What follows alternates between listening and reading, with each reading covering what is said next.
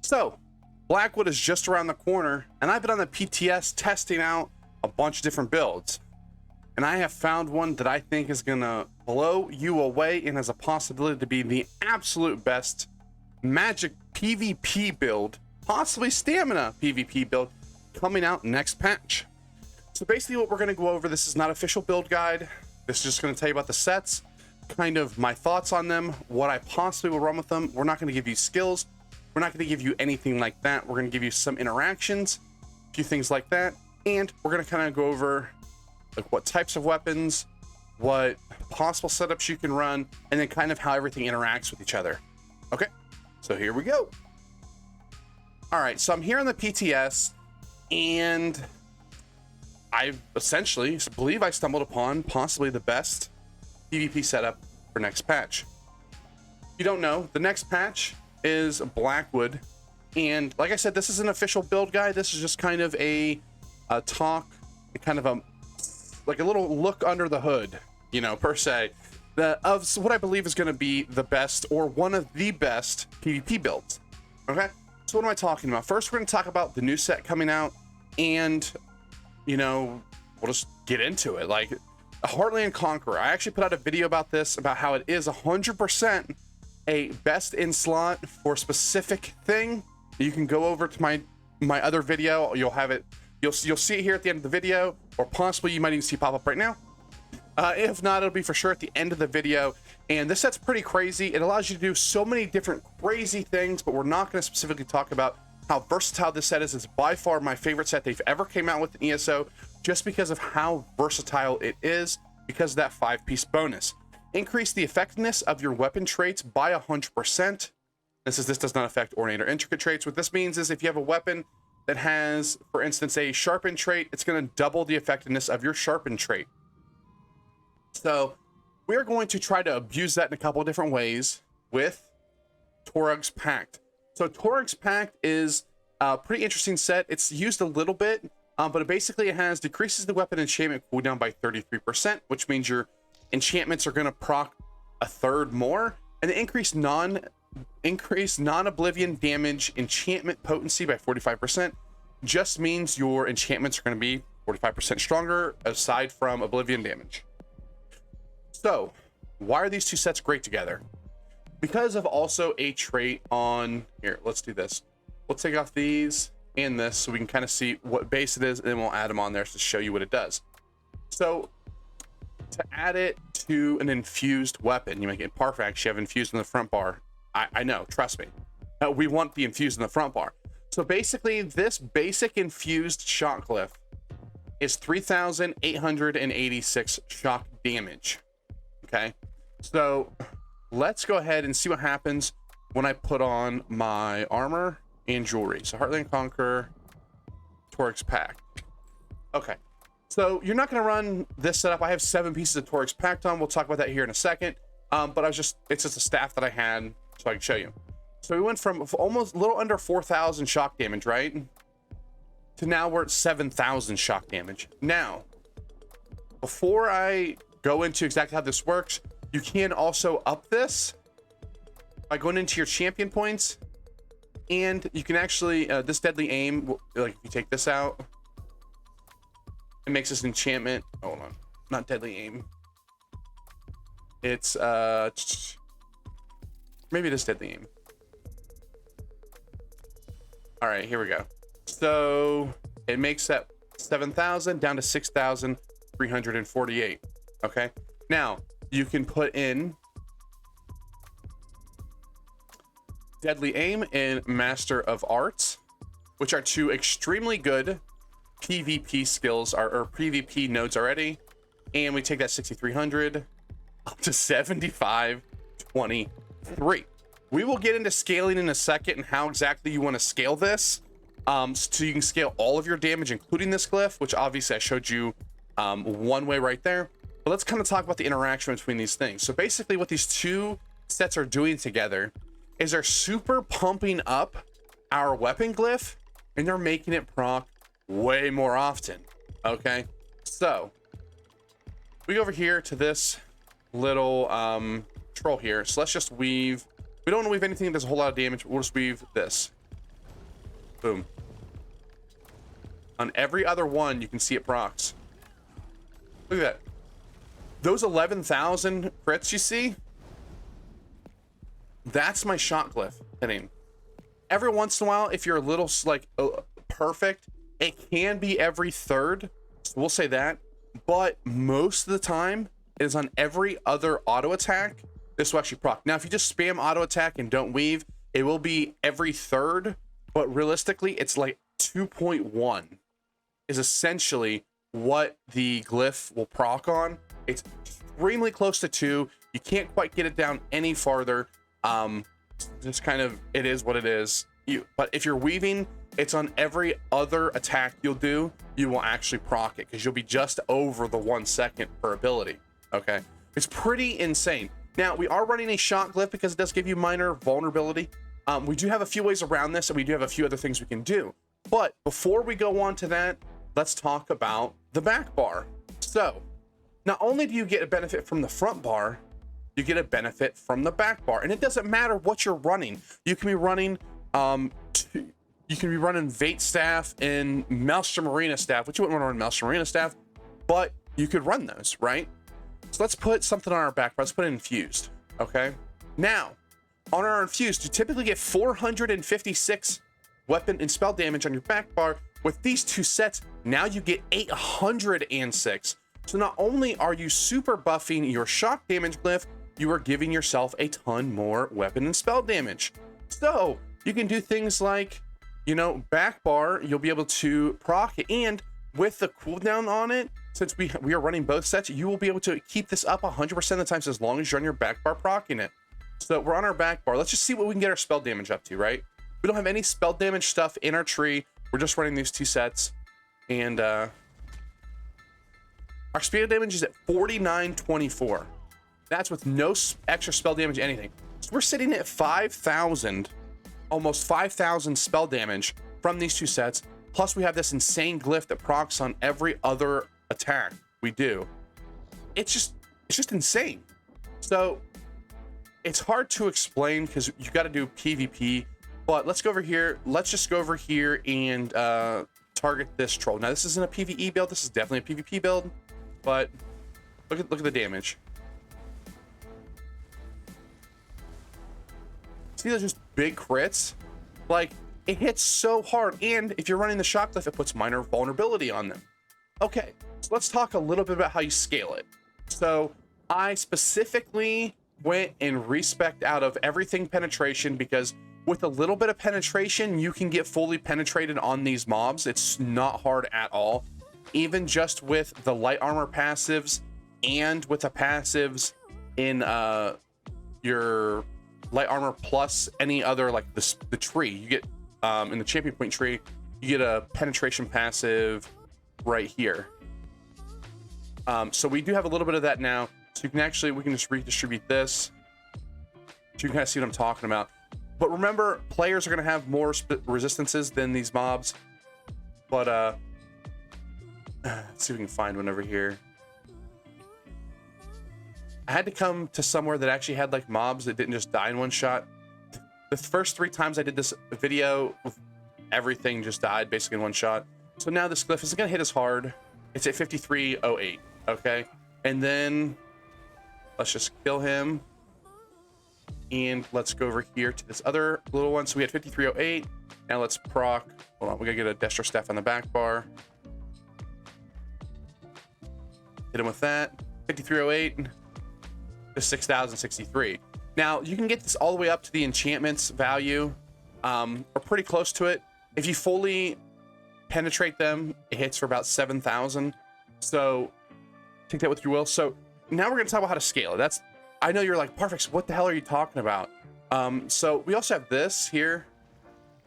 So now it hits for just 5308. That doesn't really increase it at all, right? It does go up to 55, but that's because of the minor vulnerability. So it was at 5308. So we'll sit here, this buff here, minor force. Yeah, we're not gonna spend time talking about it, but you saw there, it didn't go up, right? Hit him's 5308. Minor force doesn't increase at all. It just gives you more damage, but we'll try it here. We'll just make sure. So 5308. 5308. Now it falls off. 5308. Yeah, so minor force doesn't proc. I just wanted to show you there. So it's kind of hard to scale. Now you're going to want minor forces like that for your other abilities. The build isn't just light attacking, okay? I mean, obviously you're going to be doing other stuff, but we want to find a way to scale everything at once. And the main way to do that is penetration.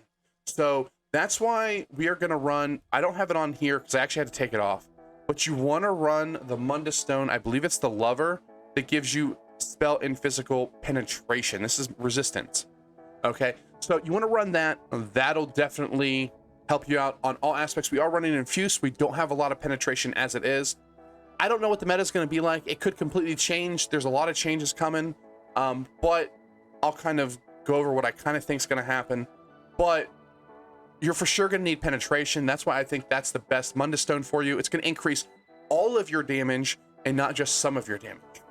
Okay, so let's talk a little bit about why I love this combination so much. So let's say you want to go, instead of getting back here, I know we have a sharpened one. Let's say instead of an infused, you want to be super tanky. Now, mind you, we do have the resistance on here, so you got to take off, what, 3,500, 3,200. So take off 3,200 from here, and we're sitting at 22 and 12, right? So what you can do, where's that? We have a defending one around here. So defending, we can put this down our back bar. Now remember, we're going to take it away. Now we're going to get our buff up that everybody has, Major Resolve.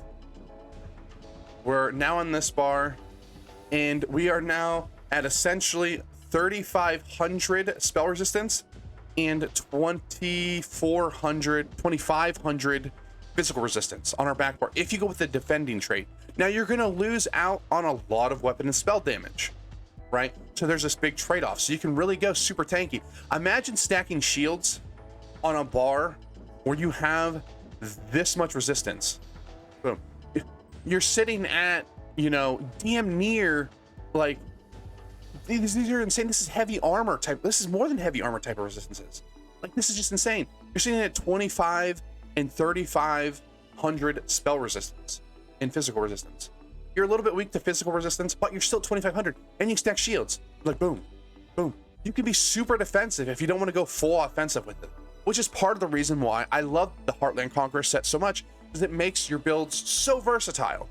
Okay, so now that we've talked about how to scale it, now we've talked about a little bit of weapon traits and stuff you can run infused back bar, defending.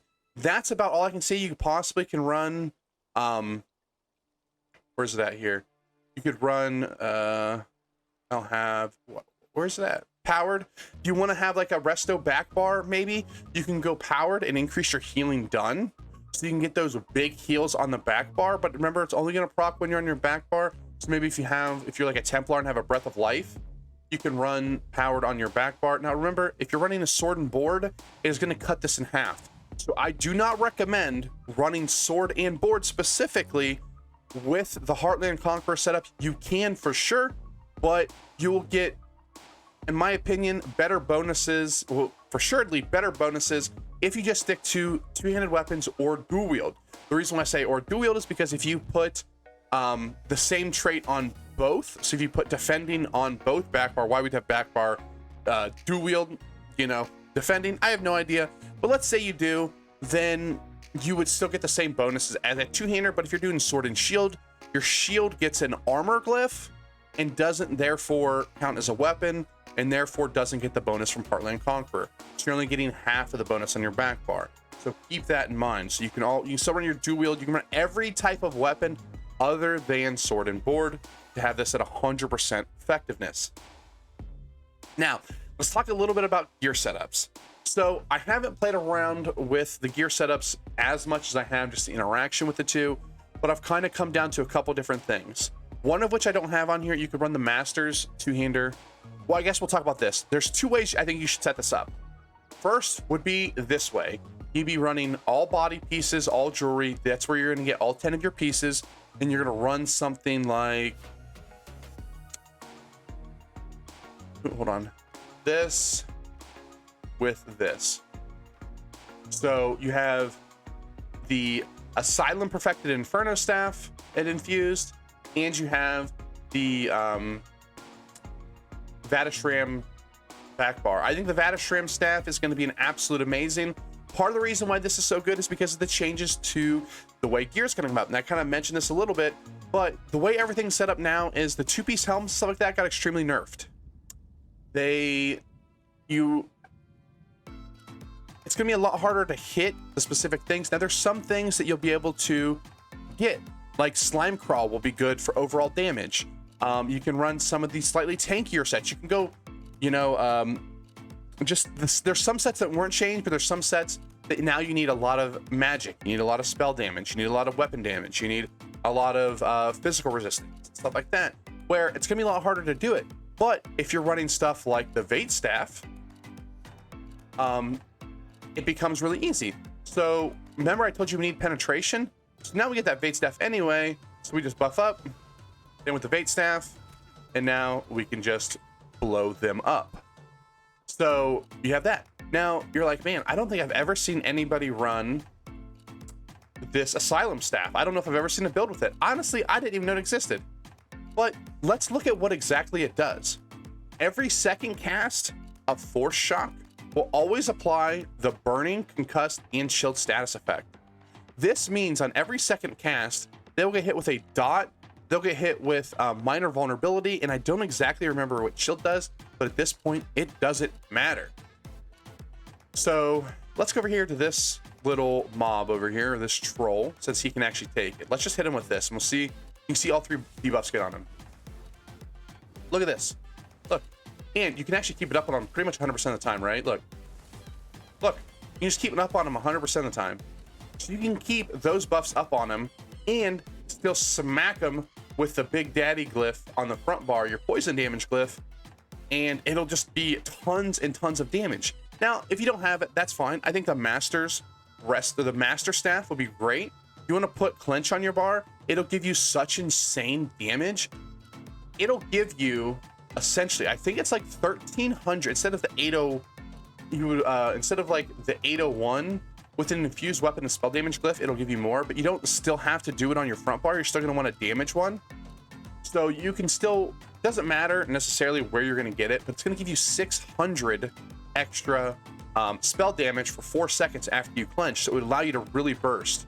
So you can then just be like, you know, just think this is clench, like clench, and then you can just go into absolutely bursting them down. It'll get them CC'd, and every build really needs a CC. It's really good. I don't know exactly which setup I'm gonna run. You can also do something like Zons. I originally tested with Zons, and Zons still melts, even with this amount of build. Let's go to, no, we don't want, we want that, and we want, you can even, yeah, with this setup, let's see, you can run a Vatashram back bar. I don't necessarily think it's good. You are losing out on a bunch of weapon and spell damage, but you can do a setup like this if you really want to.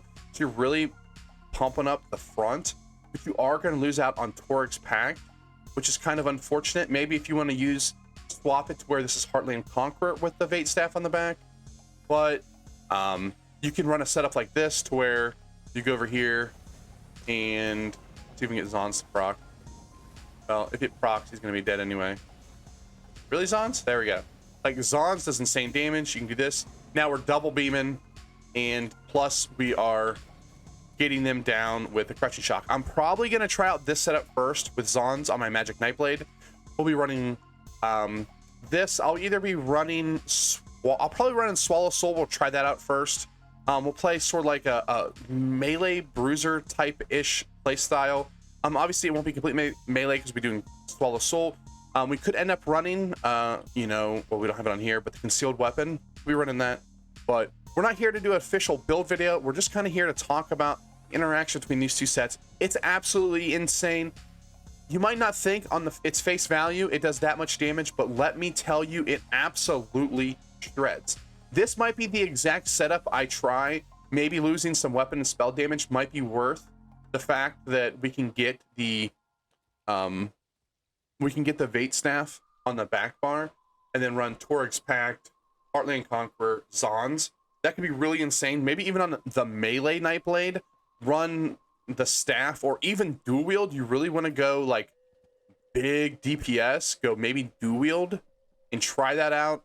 You know, you'll just use like your ambush into conceal weapon. I think I did both stamina morphs, but you understand what I'm talking about here. And you can just absolutely start blowing people up. I'm going to try stamina builds with this. I'm going to try magic builds with this.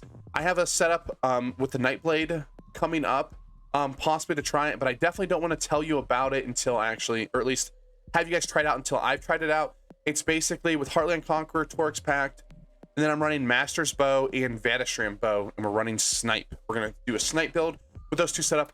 Do I know if it's going to work? No. So I don't necessarily say you guys should try it, but just letting you know that I actually got on there and I actually tested a little bit, but without actually doing PvP, it's really tough to actually see. It's a little bit harder on medium armor because you don't get as much penetration, but I think it's possibly still doable, and we're definitely going to try it out.